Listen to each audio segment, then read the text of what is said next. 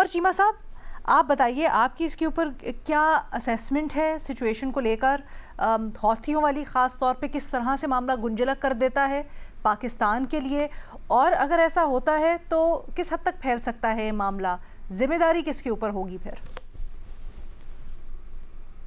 देखें, पहले तो ऑन ए लाइटर नोट के गवर्नमेंट ने मजहर अब्बास साहब की बात भी मान ली है, उन्होंने पब्लिकली स्टेटमेंट भी नहीं दी। और दूसरा, उन्होंने राइटर्स के जरिए एक पैगाम भी दे दिया है ईरान को, और साथ सऊदी अरब को भी पैगाम दे दिया है जी कि हम खड़े हैं। हमने ईरान को भी बयान दे दिया, उनको एक पैगाम भेजा है। तो आप देखें कि क्या जवाब क्या। 2 बर्ड्स होते हैं तो 3 बर्ड्स है। बात है ना, मैं जो ओवरऑल सिचुएशन इमर्ज हो रही है, मैं पहले भी बात कर चुका हूँ कि मैं ये जो जितने भी पीस इनिशिएटिव्स हैं, मैं इनसे कुछ ज्यादा बहुत ज्यादा पुरुम्मीद नहीं हूँ, और मेरी एक अप्रोच रियलिस्टिक है।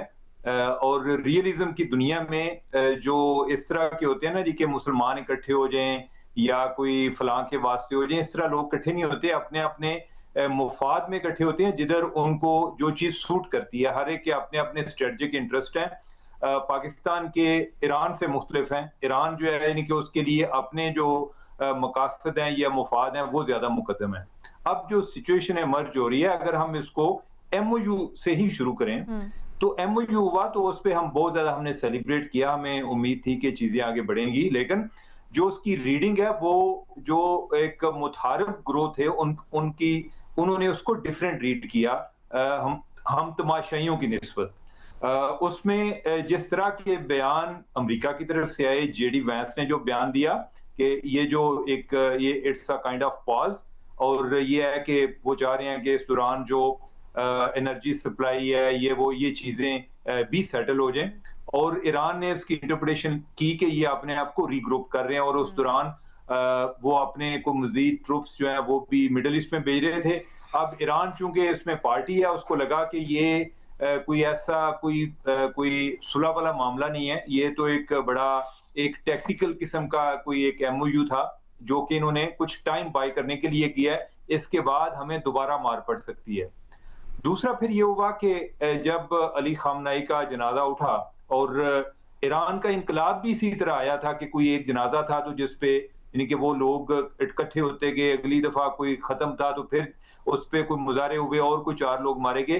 तो ऐसे मौके जो है ना, इस पे लोग, उनमें सॉलिडारिटी भी आती है, और इस इशू पे उन्होंने अपने लोगों को बहुत ज्यादा मुतहर्रिक भी किया, और लोग जो हैं वो भी इंतकाम के नारे लगाना शुरू हो गए, जिससे ईरान को एक इंटरनली भी सपोर्ट मिली। तीसरा उसमें ये हुआ कि ईरान को ये लगा कि अगर यानी कि हम रिस्ट्रेन शो करते हैं तो ये हमारी वीकनेस शो होगी, अगर हम अटैक कर देते हैं तो हो सकता है कि इससे हमें कुछ हासिल हो जाए। लिहाजा उन्होंने पहले जो 2 शिप्स थे उन पर उन्होंने अटैक कर दिया।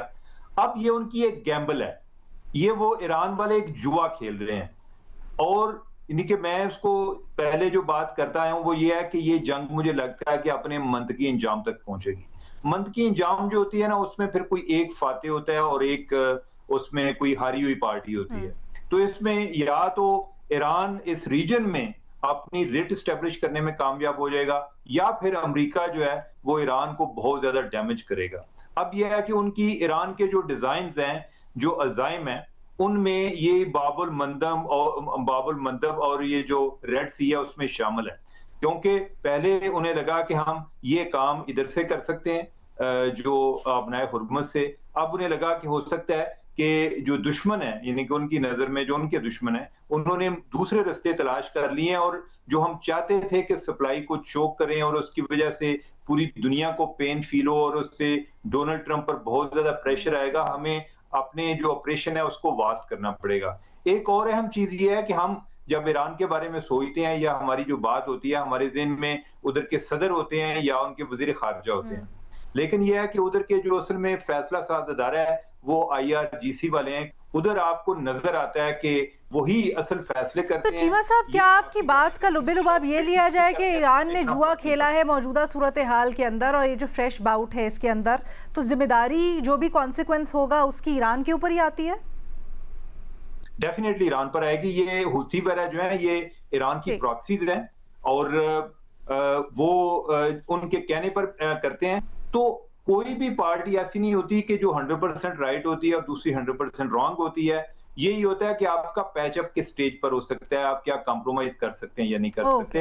तो ईरान के जो स्ट्रैटेजिक इंटरेस्ट हैं या उनकी अपनी बका की गॉट इट जंग है, चीमा इसके साहब। दौरान वो हमारे भी जा सकते हैं। अच्छा जी, मोहम्मद अली साहब, do you want to add something, या फिर यहाँ पर अभी ये सवाल हुए जो मेरे जहन में भी थे, अगर आप इसको मजीद वाजे करना चाहें या कुछ। मैं समझता हूँ कि जो ईरान को पाकिस्तान की तरफ से मैसेज गया है कि हम सऊदी अरब के साथ खड़े जी। हैं, इसमें तो कोई शक नहीं है, लेकिन इसको दो और पॉइंट से रीइंफोर्स करना भी ज़रूरी है। एक ये कि जो आपकी हिकमती अमली है हूतीस के ज़रिए से सऊदी अरब पे हमले की, उसके नतीजे में आपके लिए जो सिंपथी और सपोर्ट है मुस्लिम दुनिया में वो भी कम होगी, और दूसरा ये कि इसका फ़ायदा जो है इसराइल को पहुंचेगा 3 एतबार से। नंबर 1 मैं सिर्फ ये बताना चाहता हूँ कि देखें, हूतीस के हवाले से जो इसराइली हिकमत अमली है उसका सबसे इंपॉर्टेंट हिस्सा सोमाली लैंड का क़याम और वहां पे इसराइली बेसिस का इस्टेब्लिश करना है, क्योंकि इसराइल की प्लानिंग ये है कि मुस्तकबिल में अगर हूतीस को उन्होंने न्यूट्रलाइज करना है तो सोमाली लैंड जो है उसकी एयर स्पेस और बेसिस को इस्तेमाल किया जाएगा। तो मैं ये समझता हूं कि ईरान को भी ये समझना चाहिए कि अपने हथियार, अपनी गुडविल और अपनी सिंपथी को वो इस किस्म की गैर जिम्मेदाराना हमलों में जाया ना करे। और दूसरी बात ये कि जब पाकिस्तान की चूंकि एक कमिटमेंट है, तो फ्यूचर में अगर ये ज्यादा एस्केलेशन होती है, ज्यादा तनाव और कशीदगी का ये खित्ता शिकार होता है, तो न सिर्फ सबसे ज्यादा नुकसान ईरान को होगा बल्कि शायद पाकिस्तान के लिए भी, जिस तरह हमने बहुत सब्र तहम्मुल और कामयाबी से इस पीस प्रोसेस को आगे बढ़ाया है, मुस्तकबिल में इसके रास्ते में भी मुश्किलात हो सकती हैं। तो इन तमाम हकायक को एक दानिशमंदाना अंदाज में ईरान की क़यादत को जो है समझना और रिफ्लेक्ट करना ज़रूरी है। मोहम्मद अली साहब, मैं थोड़ी सी कंफ्यूज हो गई हूँ। पहले हिस्से में आपने कहा कि बड़ा अच्छा एक डिटरेंट हो सकता है ईरान की ये पॉलिसी, रेड सी से मुतल्लिक हौथियों को इंगेज करना, ये अमेरिका को सिग्नल दे सकता है कि उनको रुकना है। अब आप ये कह रहे हैं कि ये इस्लामी ममालिक से मुतल्लिक ईरान के वीज़ा वी जो इनसिक्योरिटी है उसको भी बढ़ा सकता है। ये दोनों चीज़ें आपस में मेल नहीं खाती हैं। नहीं, देखिए, मैं आपको बता रहा हूँ कि ईरान की सोच और हिकमत अमली क्या है। मैं उसको कोई अप्रिशिएट नहीं कर रहा, मैं बता रहा हूँ कि उनकी सोच ये है कि इसके नतीजे में वो समझते हैं कि वो जो पूरी अमेरिका की स्ट्रेटजी है उसको डिसरप्ट कर देंगे, मैदान जंग के दायरे कार को पूरे खित्ते में फैला के, ताकि वो फोकस ना कर सकें ईरान पे।